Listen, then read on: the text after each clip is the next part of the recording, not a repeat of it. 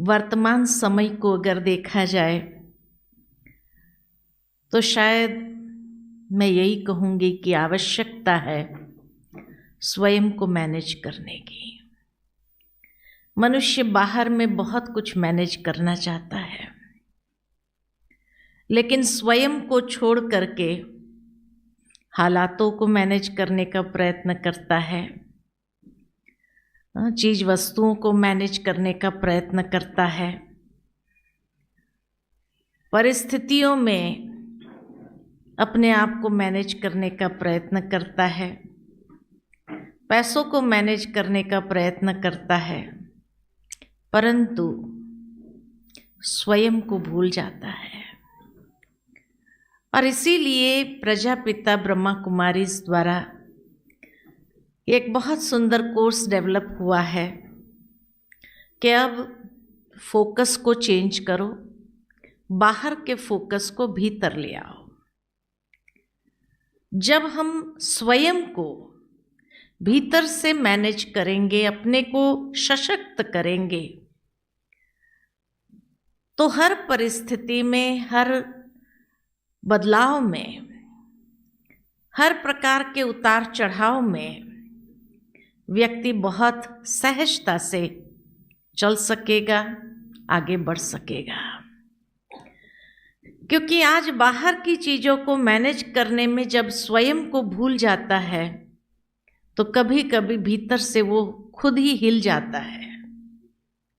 और इसीलिए इतना तनाव अंदर में पैदा हो जाता है और उस तनाव के कारण समझ नहीं पाता है कि कहाँ से वो अपने आप को ठीक करे, कहाँ से वो अपने आप को मैनेज करे। और इसीलिए जब भीतर एक स्थिरता नहीं है, भीतर अस्थिरता है, मन के अंदर इतने नेगेटिव विचार चल रहे हैं, तो ऐसे समय में कभी कभी वो डिप्रेशन के शिकार भी बन जाता है, जो आज दुनिया में बहुत कॉमन है। इसलिए कहा कि ये समय की पुकार है कि अब हम बाहर की चीजों को मैनेज करने से पहले स्वयं को स्थित करें, स्थित प्रज्ञ करें। जैसे भगवान ने गीता में कहा 2 अध्याय में कि हे अर्जुन, तो भीतर से अपने आप को सशक्त कर, स्थिरता में लाओ। जब भीतर से स्थिर होगा, शांत होगा, सशक्त होगा, तनाव मुक्त होगा, तो बाहर की चीजों को हैंडल करना आसान होगा। क्योंकि ये तो हम सभी जानते हैं, मानते हैं कि आने वाला समय जो है कैसा होगा, समस्याएं बढ़ेगी या कम होगी? बढ़ेगी। परिस्थितियां बढ़ेगी या कम होगी? बढ़ेगी। तनाव के कारण बढ़ेंगे या कम होंगे? बढ़ेंगे। अगर सब कुछ बढ़ना है तो उस समय मुझे भीतर से अपने आप को कितना स्ट्रांग बनाना होगा, तो हर परिस्थिति को पार करना आसान हो जाए। इसलिए ये फोकस को चेंज करने की जरूरत है, बाहर से भीतर की ओर। क्योंकि वर्तमान समय मनुष्य जीवन कैसा है? वर्तमान समय मनुष्य जीवन जो है वो एक समुद्री यात्रा जैसा है। जिस तरह क्रिस्टोफर कोलंबस ने जब समुद्री यात्रा पहली बार किया तो उसे पता नहीं था कि समुद्री यात्रा कैसी होती है।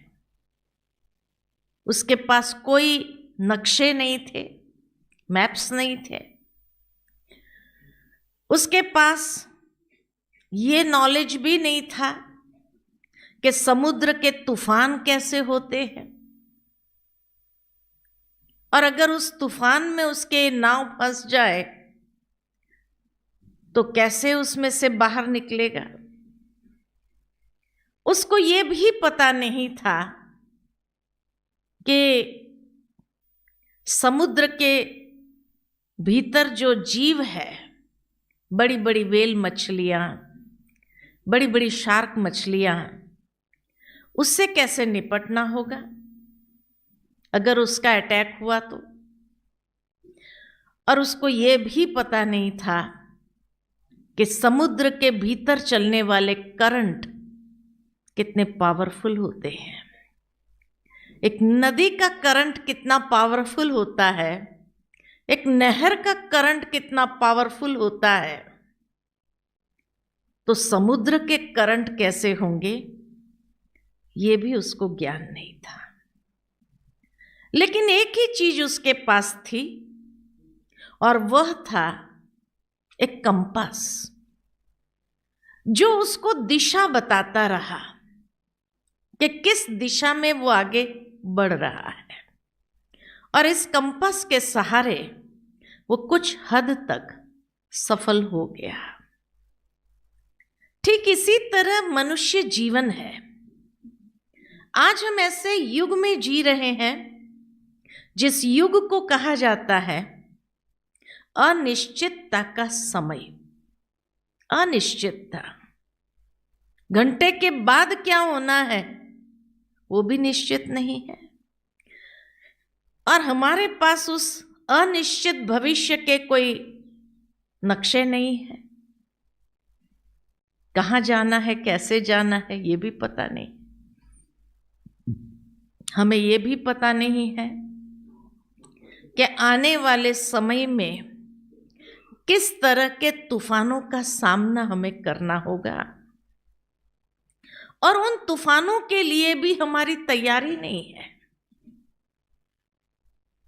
हमें यह भी पता नहीं है कि आने वाले समय में किस तरह के जीव हमारे पीछे लग सकते हैं। बड़ी बड़ी व्हेल मछलियों व जैसी, शार्क मछलियों जैसे, जो पूरा का पूरा ही निगल जावे। हमें यह भी पता नहीं है कि हमारे अपने जीवन में कौन से कमजोरी के अंडर करंट चल रहे हैं, जो अंडर करंट कभी कभी इतने पावरफुल होते हैं, जो कमजोरी हमारे जीवन को तहस नहस कर सकती है।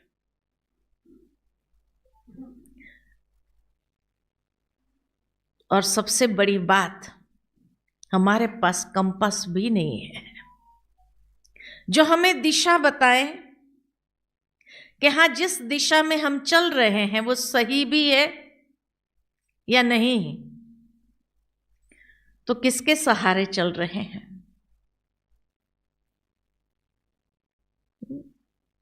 स्वयं का तो इस अनिश्चित समय में कुछ भी पता नहीं है कि आने वाले तूफान कैसे होंगे, आने वाले समय में हमारे पीछे कौन से जीव लग सकते हैं,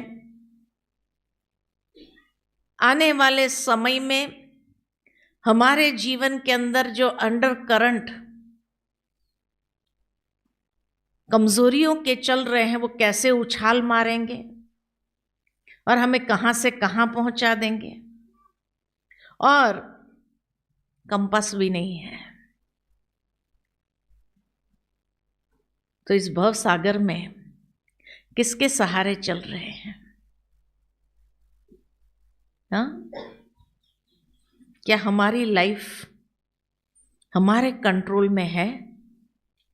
हमारी सोच हमारे कंट्रोल में है? हमारा व्यवहार, हमारी वृत्तियां हमारे अपने कंट्रोल में है? तो किसके सहारे चल रहे हैं? जो मेरी अपनी मैकेनिज्म है वो भी मेरे कंट्रोल में नहीं है, तो हम किसके सहारे चल रहे हैं? क्या कहेंगे? हाँ, भगवान के हैं। आज दुनिया में इतने भगवान हो गए कि किस पर डिपेंड करना चाहिए ये भी पता नहीं है। सत्य का परिचय ही नहीं है, और जितना सत्य को समझने का प्रयत्न करते हैं उतना ही सत्य दूर होता जा रहा है। तो क्या कुछ तो करना होगा हमें अपने आप को मैनेज करने के लिए, क्योंकि ये सबसे बड़ी चुनौती है वर्तमान समय की। दिनों दिन कंपटीशन बहुत बढ़ रहा है। एक बच्चा स्कूल में जाने लगता है और एक कंपटीशन की दुनिया में पैर रखता है, और जीवन के अंतिम सांस तक उस कंपटीशन में विजयी होने के लिए जूझता है, संघर्ष करता है। और कंपटीशन में सफल होने के लिए क्या चाहिए? हाँ? क्या चाहिए?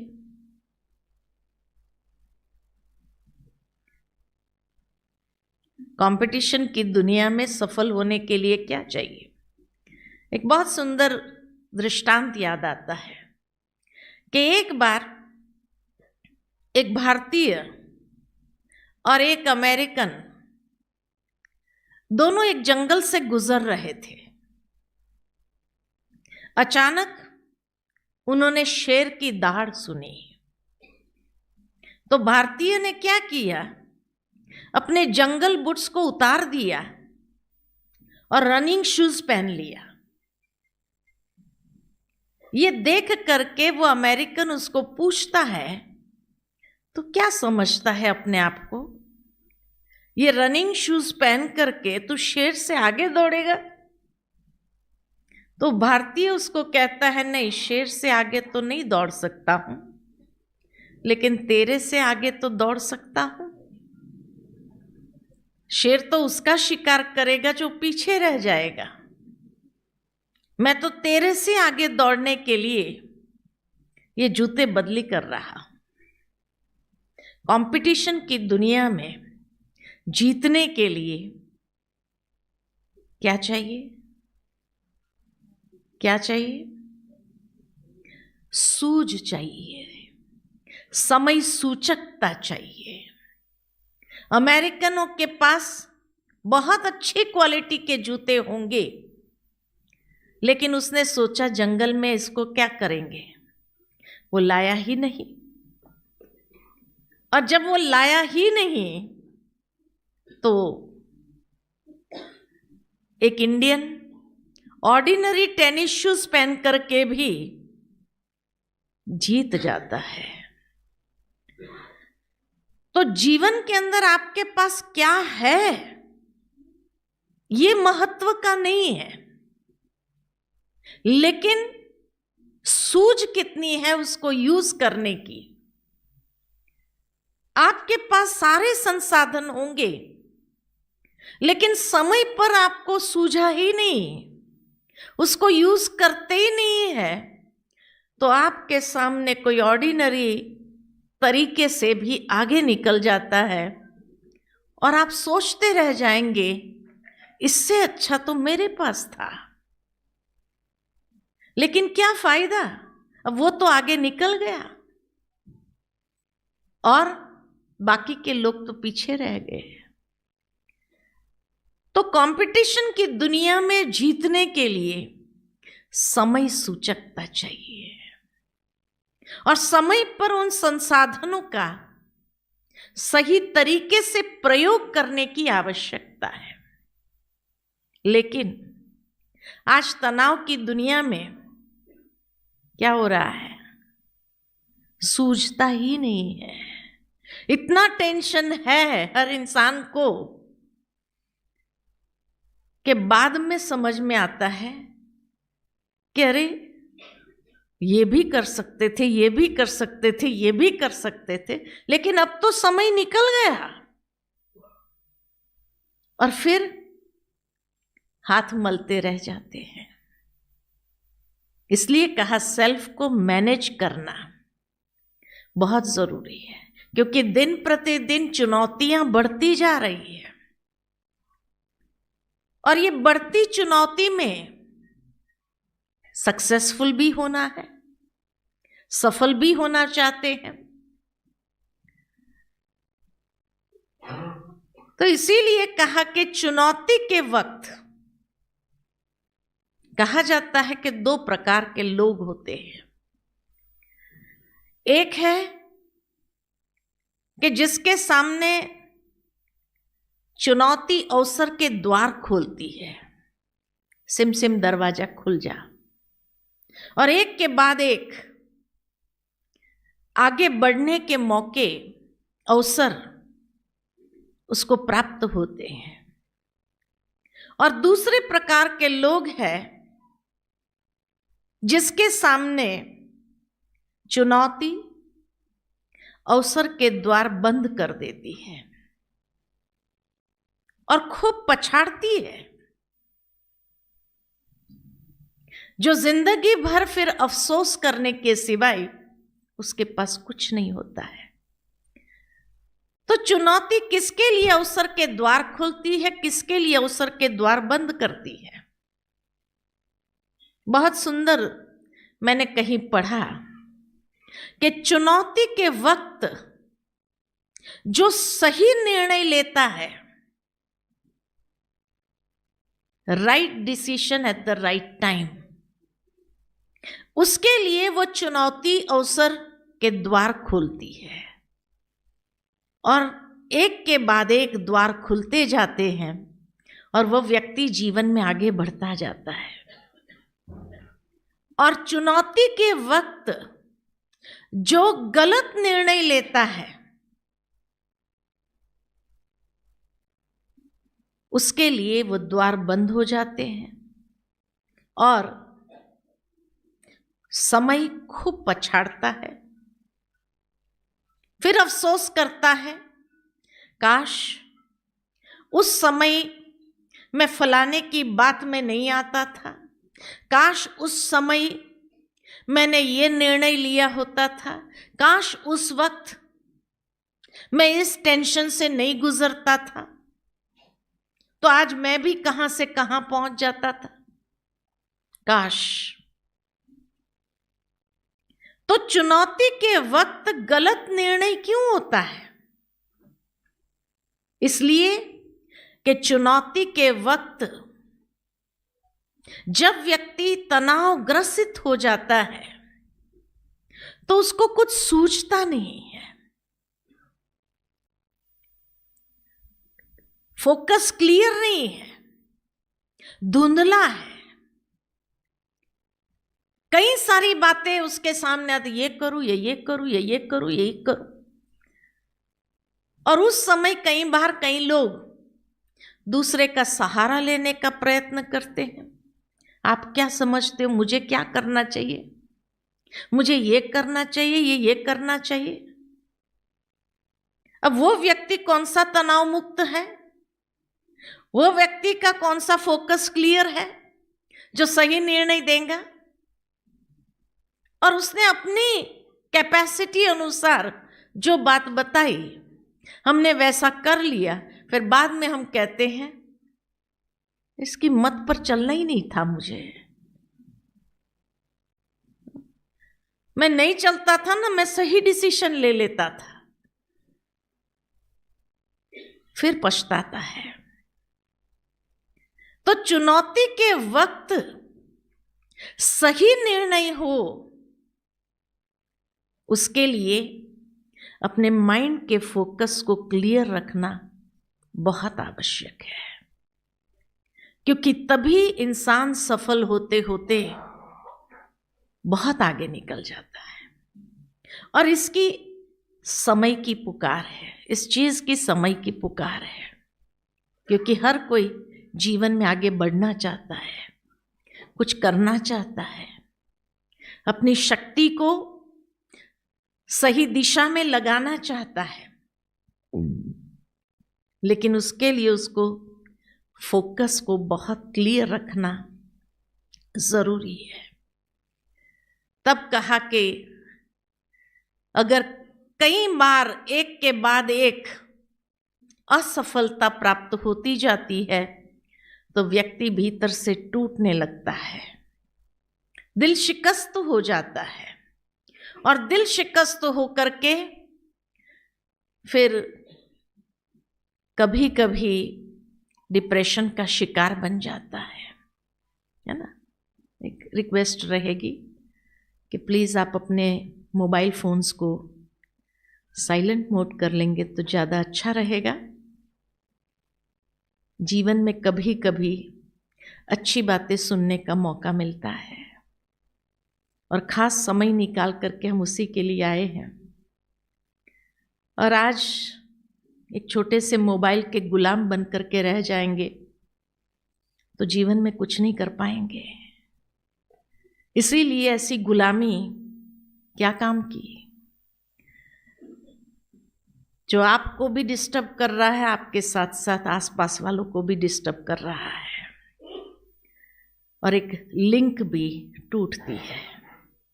तो एक फ्लो बना रहे, इसलिए एक छोटी सी रिक्वेस्ट होगी कि आप अपने मोबाइल्स को साइलेंट मोड पर करें, मालिक बन करके उसको यूज़ करो, गुलाम बन करके नहीं।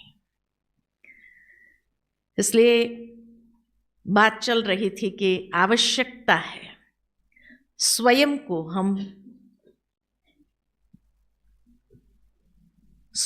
हम भीतर से सशक्त करें, क्योंकि तभी हम अपने जीवन के अंदर जिस मंजिल को प्राप्त करना चाहते हैं उस मंजिल के तरफ सहजता से आगे बढ़ सकते हैं।